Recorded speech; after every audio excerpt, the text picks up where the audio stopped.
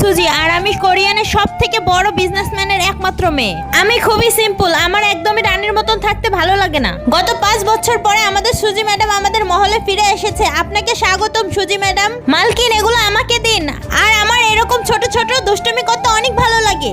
মালকিন আপনি এগুলো কিসের বেশ ধরেছেন? এগুলো ছেড়ে ফেলুন আর ভালো পোশাক পরুন। আমি বোর হয়ে গেছি, আমি সিম্পল লাইফ কাটাতে চাই। এখন থেকে কোম্পানি সম্পূর্ণ কাজ তুমি করবে। কিন্তু আমার দ্বারা এসব হবে না। বেশ, আমি এসব শুনতে চাই না, আমি যাচ্ছি। যেভাবে ছোট মালকিন আমাকে বলেছে আমি ওয়াদা পূরণ করবই। স্যার, দিনের পর দিন কোম্পানি লোকসানে যাচ্ছে, এর জন্য স্যার আপনাকে ডাকছে। আগে আমাকে বলো এই কোম্পানি কে দেখাশোনা করছে? আর এই প্রজেক্ট যদি হাতছাড়া হয়ে যায় তাহলে এই কোম্পানি ডুবে যাবে। সকলের মন খারাপ ছিল আর তখনই আমি ওইখানে এন্ট্রি নিই। দাঁড়াও, আমি সবার জন্য চা বানিয়ে দিচ্ছি। পড়ে যাও পাগল মেয়ে, আমরা সবাই টেনশনে আছি আর তুমি মুড খারাপ করতে চলে এসেছো। ছোট মালকিন আপনি, যদি আমি চাই তো এক তুড়িতে সব ঠিক করে দিতে পারি।